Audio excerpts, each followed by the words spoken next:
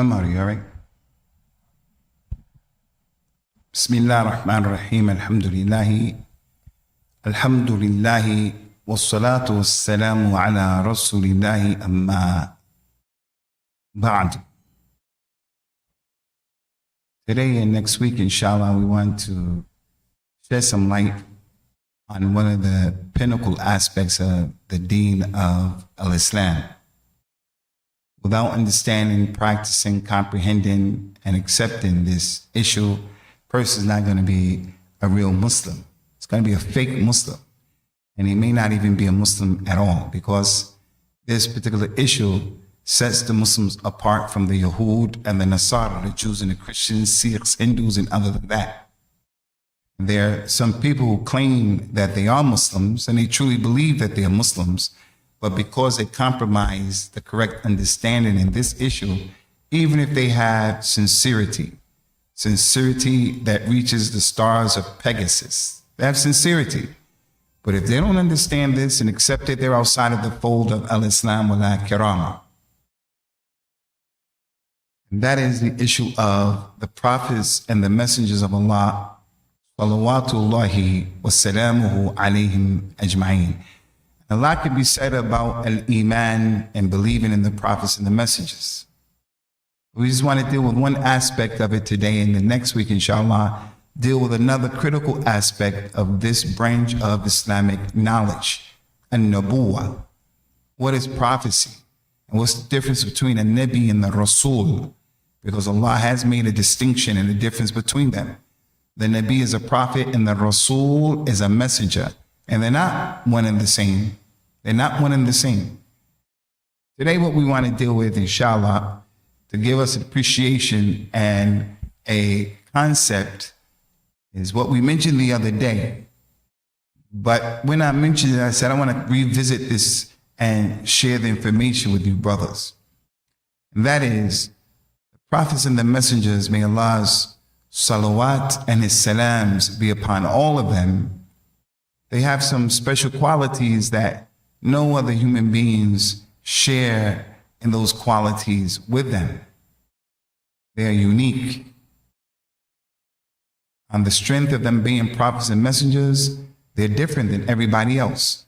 And although they are different, salawatullahi wa salamu alayhim ajma'in, doesn't mean that we worship them. Not a single one of them deserves to be worshipped.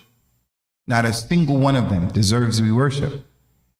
But we raise them in high esteem, and they're the highest of the human beings. And as I mentioned, unlike the Yahud and the Nasara, the Jews and the Christians, the Muslim looks at all of the prophets and the messengers with the eye of respect and reverence, because that's what the religion has called us and made obligatory upon us. I wanted to come to you brothers today and say, let's come up with these characteristics amongst ourselves and say, you give me one, you give me one, you give me one, you give me one, you give me one, because we're Muslims. And no one here is like 5 years old, 6 years old, 10 years old. We have teenagers, we have people in their early 20s, 30s, and we have older people. There should be something we should be able to give, like the person's tasawwur. When we say the prophets and the messengers have special qualities and characteristics, no one else shares with them from Bani Adam in those qualities. The Muslim right away starts to think, yep, the prophets and the messengers do this, no one else does it. The prophets and the messengers, they have this, no one else has it. Prophets and the messengers, like that. But so that we'll get through all of them, I said, I'll leave that, inshallah. And there are quite a few. But we should understand as well that some prophets and messengers have qualities and characteristics that no other prophet and no other messenger shares with him in those peculiar, particular characteristics. For an example, the prophet Adam, salawatullahi wa salamu alayhi, was the first human being. He's a Nabi. No one else can claim to be the first human being. He's the father of human beings. From him, everyone came from him. He's the only prophet, human being, other than our mother, who lived in Al-Jannah. No one else shares that with him. Yusuf, Salawatullahi wa salamuhu alayhi. Rasulullah said, sallallahu alayhi wasallam, that Yusuf has been given half of the beauty and that he was that handsome. No one else was given that. Sulaiman, salawatullahi wa salamuhu alayhi. What was the special characteristic or quality of the Nabi of Islam, Sulaiman? Anybody? He ruled over the jinn. And he's the only one who ruled over the jinn. He made a dua to Allah, give me a kingdom that no one else will have like me, after me. And Allah gave him power over the jinn. So when the Prophet was praying, sallallahu alaihi wasallam, the companions witnessed him making salat and having a sutra and respecting his sutra in the jama'ah. So I see new people here. When the Muslim prays, he always prays towards a sutra, something that he puts in front of him so no one walks in front of him and they disrupt his prayer. And the Prophet said, when you put that thing in front of you, if anyone tries to pass in front of you and that thing come between you and it, you can stop him. You can stop him. He said, if he insists, then be strong in stopping it. So a person may be in his house all by himself, or he may be in this masjid all by himself. He looks around, he says, no one's going to come in to my house. I'm by myself. I'm going to pray without the sutra. We say, no. Rasulullah said, if you pray, pray towards a sutra. If you pray, don't pray except that you have a sutra. He always prayed with a sutra. And there may not be human beings there, but there are malaika there. There are jinn there. And the believing jinn will respect your sutra. That's part of our iman. So the Nabi was praying, sallallahu alaihi wasallam, and the companions saw him doing like this, doing the prayer. After the prayer, they came to him and they said, why were you doing that? He said, while I was praying, there was a shaitan from the jinn. He came. He tried to burn me with the fire. I backed up. And then I grabbed him by his neck and I squeezed his neck. And his tongue came on my arm. And I felt the coldness of his tongue. And had it not been for the dua of my brother Sulaiman, I would have tied him up to the pillar of the masjid. What was the dua of Sulaiman? Oh my Lord, give me a kingdom. No one else has a kingdom like it other than me. So if Rasulullah did that to that jinn, he would be competing with the khasisa of Sulaiman. So many of the prophets and the messengers, they have special qualities that even Rasulullah didn't have. Sallallahu alaihi wasallam. Isa ibn Maryam has a quality that no other human being has. Who can tell me what that quality is? Huh? No, there were three people who spoke in the cradle. Juraj spoke in the cradle. Isa spoke in the cradle. And the little boy who was suckling from his mother, and he saw the arrogant man, and the mother said what she said. Then she saw the one of the people. And so it was three people. That's not it. He brought and gave life to the dead. No, our religion never say he was the only one who did that. As a matter of fact, in the Bible, and Allahu A'lam, Allahu A'lam, Allahu A'lam. It says other people gave life to the dead. Allahu A'lam. So we can't emphatically state that because there's no dalil. Isa ibn Maryam has a characteristic no one else has. What is that characteristic?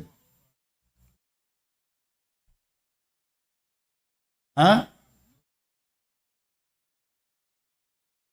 Adam never had a father. I share it with you. Rasulullah sallallahu alaihi wasallam said, "Ma min mawlud." There is no child that is born except that the shaitan comes to him and pokes him in his side, and he makes the boy or the child scream out, except Isa ibn Maryam and his mother.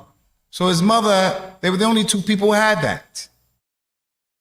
So prophets and messengers, many of them, they have characteristics even Rasulullah didn't have, sallallahu alaihi wasallam. But today, we're going to deal with those khasa'is, the special characteristics only the prophets and messengers have. No one else had them. And it's because it's from the virtue of them being prophets and the messengers. The first one that we want to share is the prophets and the messengers, their eyes sleep and their hearts don't sleep. And the reason why the Prophet said that, sallallahu alaihi wasallam, is because he used to do a practice that is known as al-muwasala. He would fast, and he wouldn't break his fast, and he wouldn't eat food to prepare for fasting. He would go days without eating, being connected to Allah in worship. The companions tried to do that. He said, don't do that. They said, why, Ya Rasulullah? You do it. It's your sunnah. We want to be like you. He said, Inni lastu ka hay'atika ahadikum. I'm not like you. I'm not like you. Allah gives me food and Allah gives me drink. Verily, the prophets, their eyes go to sleep, but their hearts are always awake. The meaning of that is that they're aware of what's going on in a special way that Allah knows. He said the prophets and the messengers, they're the only ones. Their eyes go to sleep, but their hearts are always awake, ready to accept revelation. And in accepting a revelation, in that condition, that hal by itself is important. Now is not the time for that. But this first one we want to mention. The prophets and the messengers. Their eyes sleep and their hearts don't sleep. Number two, something that's only for the prophets and the messengers is, and I mentioned this khutbah here, this issue, is that when the man who killed some of the companions, and he was unjust and unfair, and he was a big enemy of al-Islam, when Rasulullah came to Mecca and he conquered Mecca, and that man came to the Nabi sallallahu alaihi wasallam with one of the companions, and the companion was going to give him protection to say, Ya Rasulullah, I know he killed a lot of your companions, but he's ready to accept al-Islam. Ya Rasulullah, forgive him and overlook. When he came with that companion, Rasulullah turned away from him. And he came on the other side and he turned away, didn't want to acknowledge him. Then he came to the other side, he turned away. And then Rasulullah accepted from him his Islam and his Tawbah. And then he said to the companions, is there not from amongst you one man who was Rashid? When you saw me turning away from him, you get up and you kill him for all that he did? They say, Ya Rasulullah, why didn't you do like this? He said, it's not permissible for a Nabi to have an eye that is kha'ina, to make those kind of movements. Somebody tell me why. Why is it not befitting for a Nabi to do like this, to do things like that? It's deception. It's below his position. Men, real men, they don't do those kind of harakat. Those are the harakat of women, and those are the harakat of children.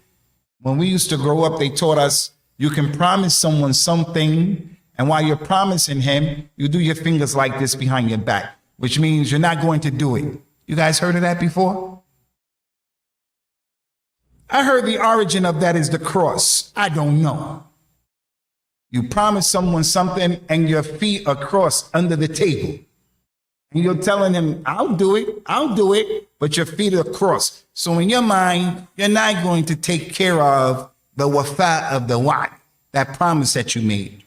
Prophets and messengers, they are the people who tell the truth. They say what they mean and they mean what they say. So the prophets and the messengers can't do that. It's below their manzila.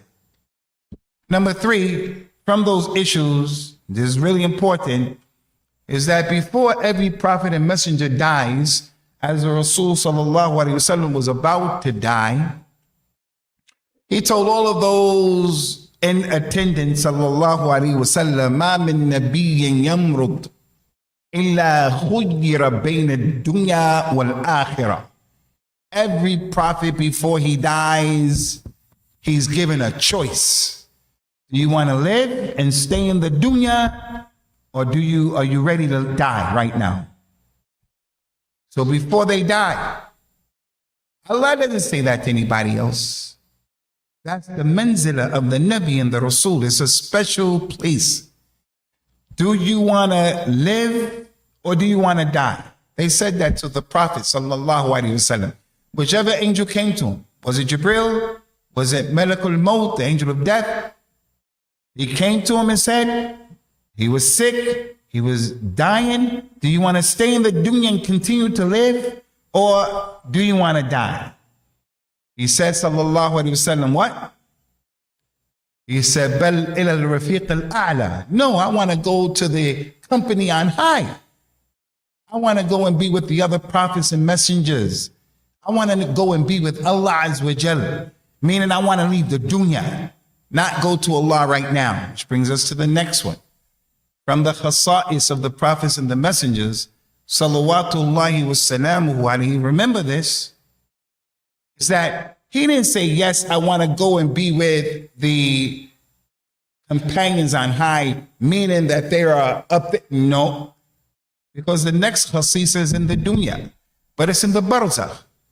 When he made the Isra wal Mi'raj, he said, I saw Isa and I saw Musa.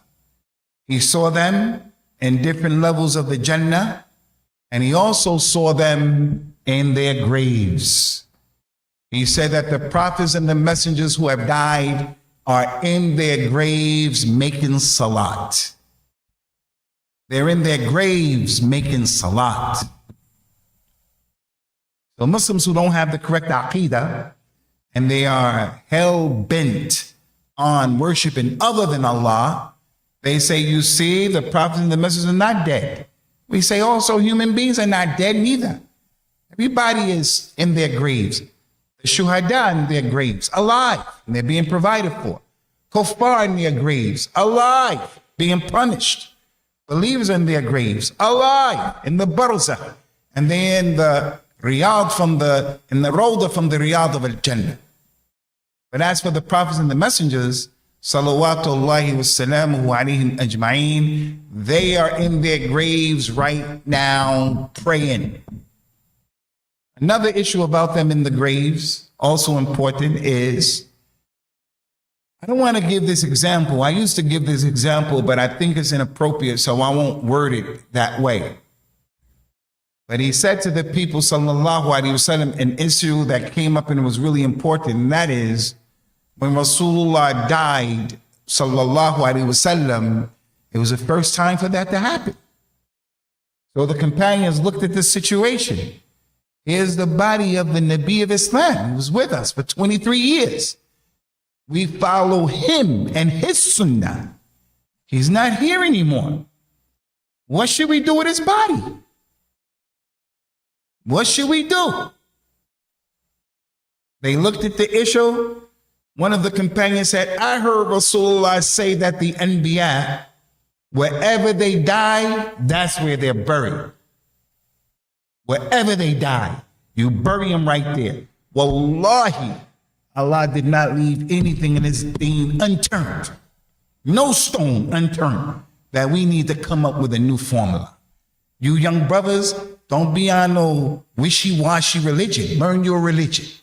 There was nothing in this deen.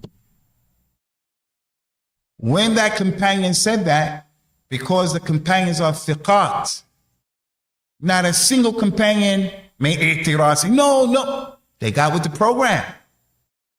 All of them.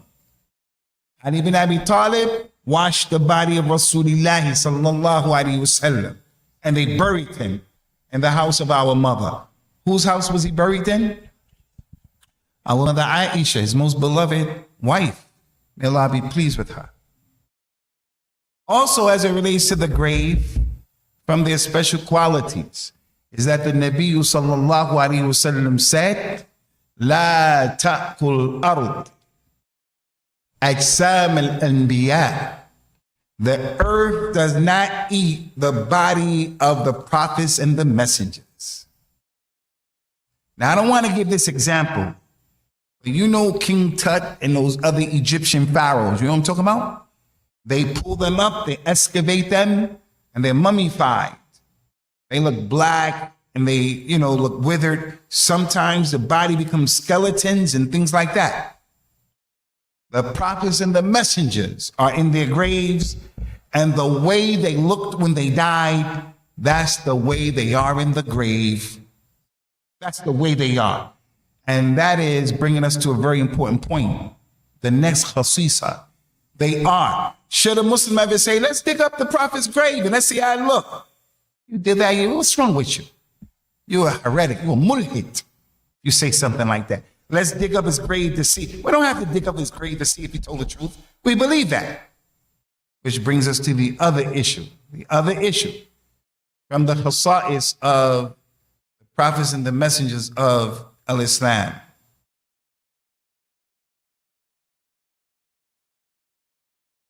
It was right on the tip of my tongue, and I didn't write it down. It was right on the tip of my tongue.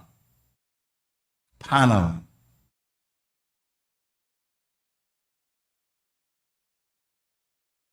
Yes.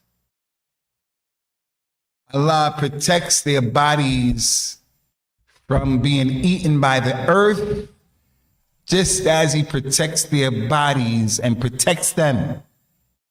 And He made them people who have al-isma. Every one of them is ma'asum. Every one of them is divinely protected by Allah. Does that mean he can't be killed? Doesn't mean that. Bani Israel used to kill prophets and messengers. But as it relates to his risal and his message, while they are given their dawah, no one can distort their message. They never fail to give the message the correct way. They are ma'asum, divinely protected. Allah told our Nabi and our Rasul sallallahu alayhi wa sallam, Allahu ya'asumuka minan nas. Allah will divinely protect you from the people. Now, is it a fact? It is a fact. Prophets and messengers were killed. They were killed. Allah allowed them to be killed. But in terms of the message, once He is sent, He will not ever fail the responsibility of saying what He was supposed to say. He would never hide anything of the message. So we're never in need of coming up with new things. Allah said about Rasulullah sallallahu alayhi wa sallam, وَمَا يَنْتِقُ عَنِ الْهَوَىٰ إِنْ هُوَ إِلَّا وَحْيٌ يُوحَىٰ. He doesn't talk from his own self. He never tells you something just from his own self. But what he tells you is revelation that has been sent to him. Shukran lakum ya akhi. From the special qualities, and it's again important, it shows where they are, is that it is impermissible for a prophet to die, salawatullah alayhim wa salawatullah alayhim, salamu alayhim. It is not possible, permissible for him to die, and then for someone after his death to marry his wife. Can't marry the wife of a Nabi. They're going to be his wives in the Jannah. One of the companions, Darda, was married to Abu Darda, and she and her husband were very pious people. Darda was approached by Ali and said, what if a woman is married to multiple men? Who's going to be her husband in the Jannah? Maybe all three of her husbands were good men. Some of the companions, some of those women married four of the companions. That happened. Who's going to be her husband Yawm al-Qiyamah in our religion? Prophet told us, sallallahu alayhi wa sallam, the answer to that, in the Jannah, the last husband of a woman is going to be her husband al-Jannah. But what if she loved the first one the most? What if she loved the third one the most? It's not going to be any of that stuff in Jannah between the believers, where they have jealousy and ghairah, and they be upset, and they be like, you got my ex-wife. What? None of that stuff. The way that, I don't know why some of you laughing at that. What's funny about that? It's going to be none of that. People are going to go to the Jannah, and they won't have any envy, any of that.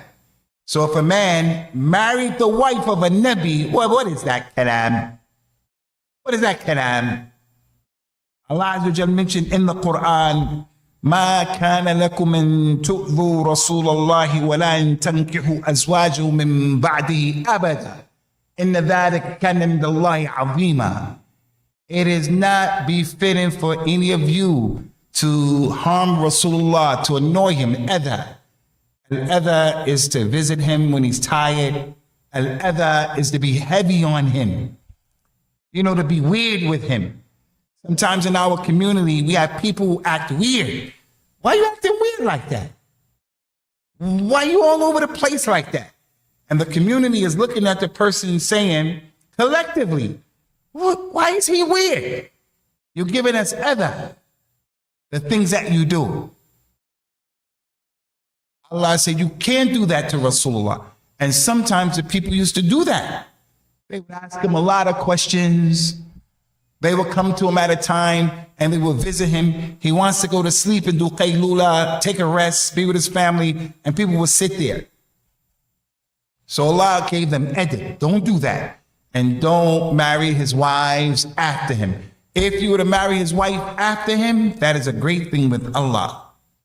So the wives of Rasulullah sallallahu alaihi wasallam and the rest of the prophets and the messengers, they are the mothers of the believers. So we have our own mothers, but Rasulullah's wife right now, when we say that he was buried in the house of our mother, Aisha, wallahi, she's our mother, just like our biological mothers, except by her being married to him, her position with Allah in the deen is not like our mothers. So that's from their khasa'is. From their khasa'is, ikhwani, is very important, is that all of the prophets and the messengers are men. They're men. It's important today in 2024 because women claim from Christianity that they're priests and prophetess. It's common with them. A woman can't be a prophet. A woman can't even be the imam in salah over the men. A woman in al-Islam shouldn't be the leader over the people. And again, I find it kind of distressing and it's weird, again, with these agony uncles and these agony aunts and these progressive liberal imams who have graduated from Ivy League universities, Yale, and other than that, they say we have to revisit all of these issues. This is a new time. Why can't the woman be in charge? Because the prophet said, may Allah's curse be upon the woman who takes the wilayah over the men. He said that about the daughter of one of the great leaders of the Persian Empire back then. When the father died and the daughter took over, he said, any group of people who the woman takes responsibility over them, Allah's curse is upon them.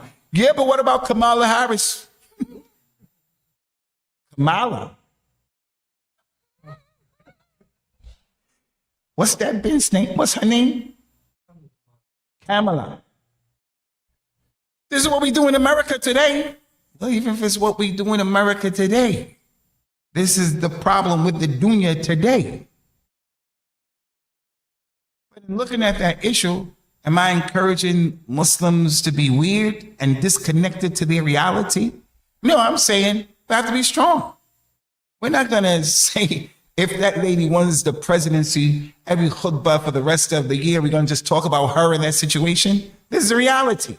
But that's just going to show how things are going against how Allah's religion is supposed to be for Bani Adam. When Allah created Adam and he told the Malaika, bow down to Adam.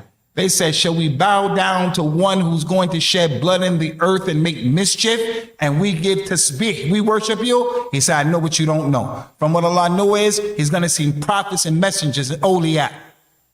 But the statement of the angels, he shed blood and makes mischief. Changes Allah's religion.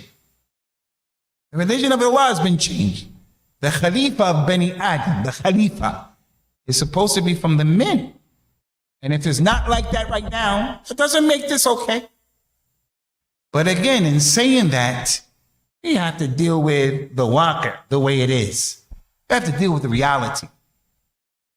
From the special qualities and the special characteristics is that the prophets and the messengers, no one can inherit from them. Whatever they leave behind in terms of wealth, no one can get their money. No one. It goes to the Bayt al-Mal. Their children don't inherit. When Rasulullah died, sallallahu alaihi wasallam, Ali ibn Abi Talib, with who he is, came to the Khalifa Abu Bakr with his fairness and justice and said,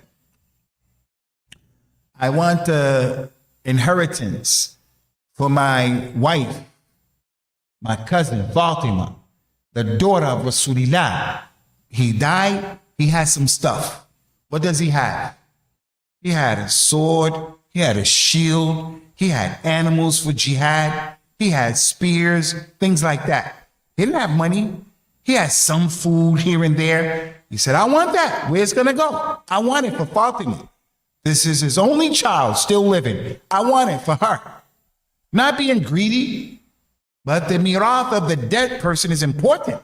Can't let your mirath just go left, right, and center. That's your haq. That's part of the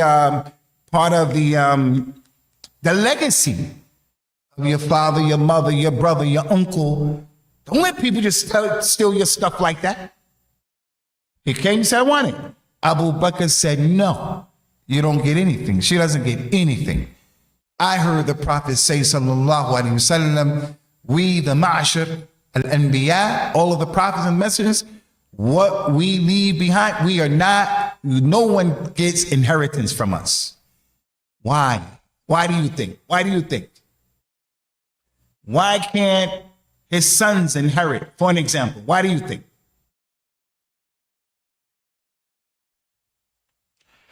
Because it's possible that the son can come and say, I'm a Nabi after the Nabi. I'm inheriting the title from my father. Close that door. I'm the Nabi, or the people make it like that. He's the Nabi after the Nabi.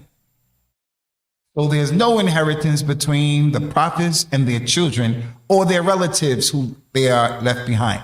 As for us, everybody is inherited from. That same Abu Bakr, the Khalifa, may Allah be pleased with him, a man came and said, a lady came, old lady. She said, my relative has died. I want my inheritance. And she was the grandmother. Abu Bakr said, I don't know, I don't have knowledge. No ayat, no hadith. Rasulullah gave inheritance to the grandmother. I don't know that. One of the companions said, Ya Amir al-Mu'mineen Abu Bakr, I know. I memorized that the Prophet said, sallallahu alaihi wasallam, the grandmother gets 1/6 of the inheritance of the dead. This is really important, Ikhwani, because look, some of these companions, when things will happen, some of them knew the hadith of the incident and some of them didn't. And that's the meaning of Imam Malik's statement. There is not a human being except part of the Sunnah has passed him by. No one knows everything. No scholar deserves to be followed unconditionally. No scholar. No scholar should you blindly follow any human being and everything that he says or everything that he does. Because everybody knows some of the truth and everybody is ignorant of some of the truth, indicative of these companions. No companion knows everything. And no companion has the right to be followed. None of them, unconditionally. We follow the dalil, wherever it goes, the truth, wherever it goes. We're almost finished here. From what the prophets and the messengers have, no one else, is what we did the other day in our last class last week on Tuesday. Somebody help me. What does every prophet and messenger have? Other people don't have it. We did it in the class last week. And this is when we mentioned this thing, and I thought, let me talk more about this. Every prophet and messengers had this thing. Salawatullahi wa salamu alayhim ajma'in. Huh? Some human beings have mu'jizat or karamat. Some people, a dajjal is going to have that kind of stuff.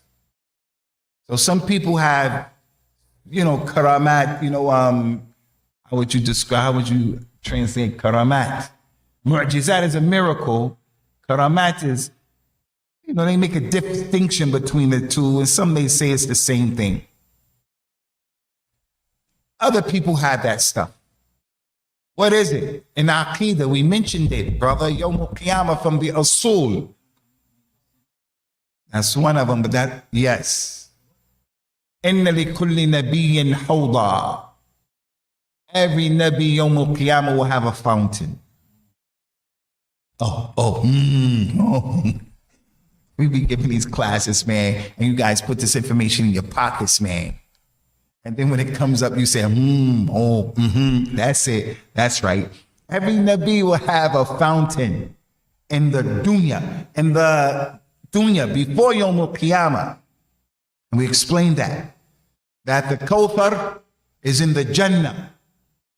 And the Kawthar is the source. The water from the Kawthar is the source of the water that comes down in 2 pipes to his hold.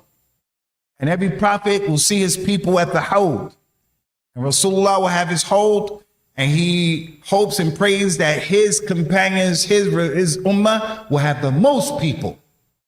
And there will be people who will come to his hold who believe they're from his ummah, and he'll get them away. And no human being will be able to go to his hold who's not from his ummah. As he mentioned, if there was, to the companions, a bunch of black camels, and then one camel came and he had white on his head right here, and his legs were white. That man who owns that camel, will he know those black camels that he owns from that one that is a dakhil on them? He said he would know. He said, me as well. I'm not going to let anybody on my hold who's not from my ummah, and I won't let anybody drink from my fountain who created innovation. I won't let anybody in my hold from those leaders of the Muslims who are oppressive. The leaders of the Muslims, the hukam, those who are oppressive and those who help them, Allah won't let them drink. As for the ones who are oppressive and you are not with them, you can drink, inshallah. So the prophets and the messengers, they have their own peculiar, unique hold. And his, sallallahu alaihi wasallam, is what we mentioned the other day. Last thing is that, and I meant to mention this, about all of them were men. This is important. I didn't mention it.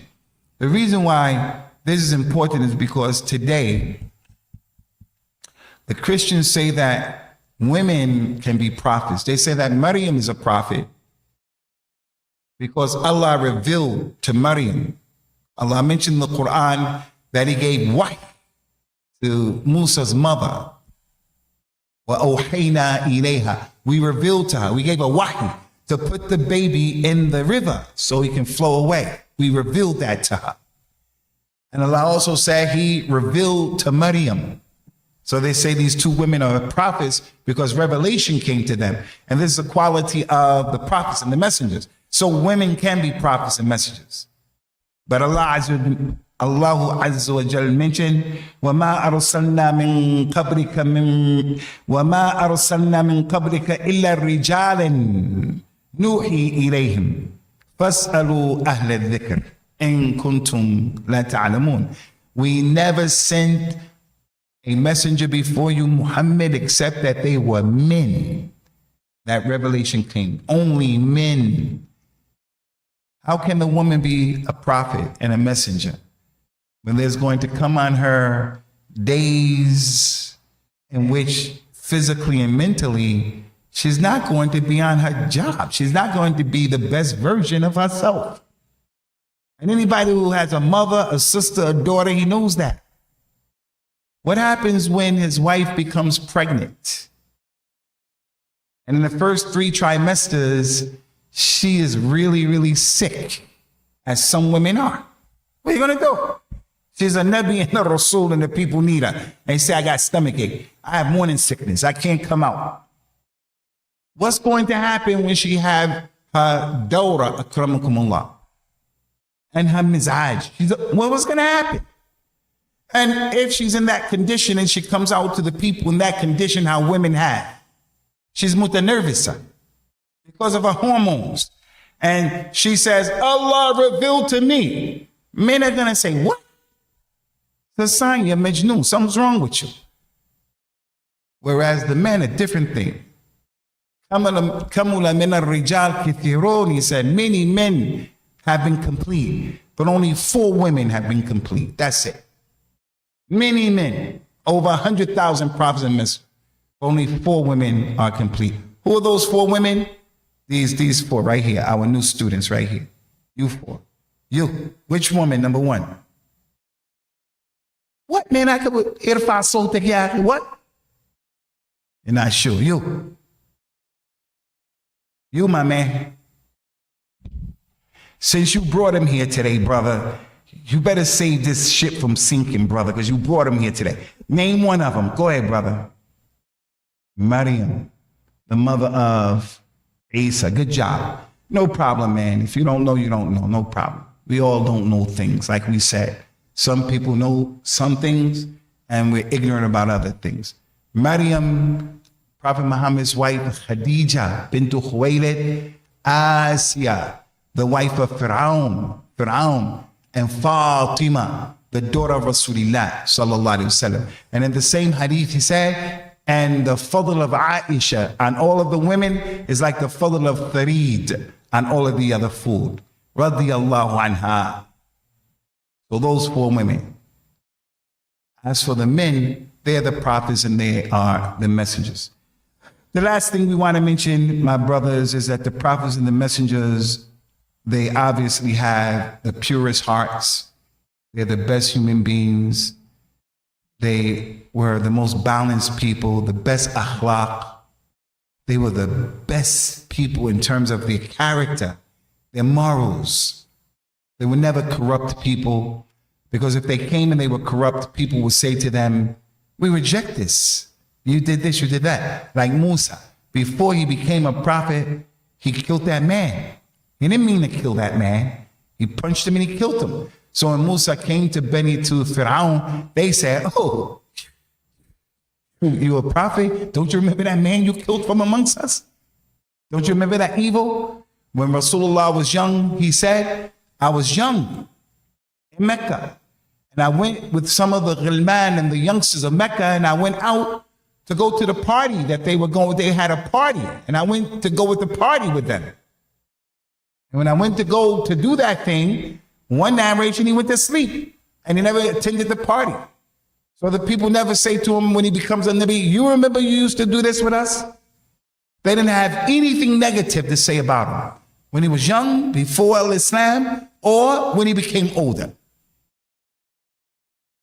When he used to say to them, who am I to you? They would say, you're Muhammad, Al-Amin. We know you.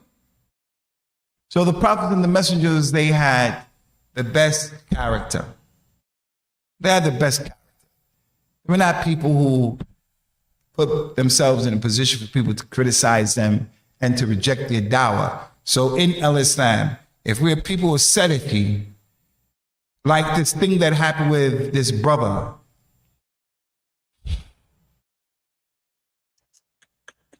there's a famous personality, his name is Sneeko. Sneeko, I think that's his name. You know what I'm talking about? Did you guys see what happened recently with Sneeko? The interview he conducted? Nobody here saw what happened with Sneeko? It's the new generation, Generation Z. Sneeko and Muhammad Hijab. Muhammad Hijab was talking about Alex Jones and the way he was talking and doing that and the way that thing was, that's not dawah, akhi. Just as ISIS is not dawah. Killing innocent people, talking about that's jihad, and we're killing and being crazy. People are going to look at us and say, what? We won't accept this religion. I saw a very beautiful dawah thing that a brother did in the UK. He had a brick in his hand, and there was a church behind him, and that church was in the community of the Asians in the UK where he lives. There are communities where the vast majority of the people are Pakistani, Mirpuris, Kashmiris. They own the whole area.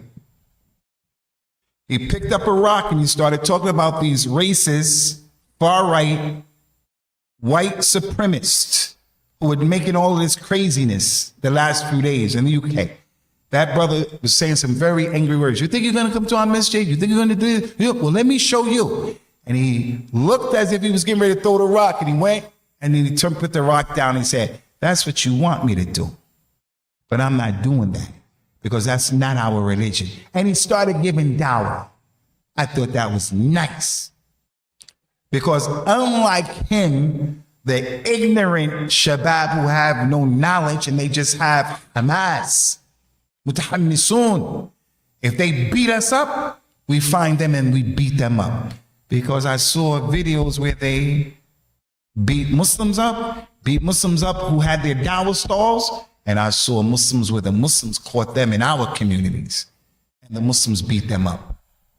One non-Muslim white guy. Do we get happy when we see that? Do we get happy when we see videos where Muslims catch an innocent white guy by himself and they beat him up and kick him and hit him with sticks? Do we do that? We get happy from that? A lot of Muslims are happy at that. No, we hate and we get upset and we're angry if they do that to us. We hate that, what they're doing. But we don't get happy when we reciprocate that type of behavior. All right, Ikhwani, we're going to stop right here, inshallah. If any of you can think of any other ones that maybe I didn't mention, you can put that forward, because I don't claim that I brought all of them to that. The prophets and the messengers don't take zakat. They don't take sadaqah. They don't take sadaqah. Sadaqah is haram for them. So the Nabi sallallahu alaihi wasallam saw a date on the floor. It was only one date. And his grandson, Hassan or Hussein, was going to eat it. They picked it up. And he said to the boy, and he made a noise to get his attention, Bakh, bakh. Leave that. He said, verily we, Ahlul Bayt. No. He said, we Ahlul Bayt don't take sadaqah. The Kalam, he said, Ahlul Bayt. So all of Ahlul Bayt, including a person who's sitting right here, right now. If he comes from Ali, Hassan, Hussein, Fatima, and he's really from Ahlul Bayt, it's not permissible for him to come to the Masjid and say, give me zakat, give me sadaqah. He said, we have been prohibited from the awsakh of the people, the dirt of the people. Yeah, so we're not going to say that's from the prophets and the messengers. But that's a good one. I can see why you would say that. Anyone else? Anyone else? Anyone else? Okay then. You guys have any questions? اتفضل يا مدير. آمين.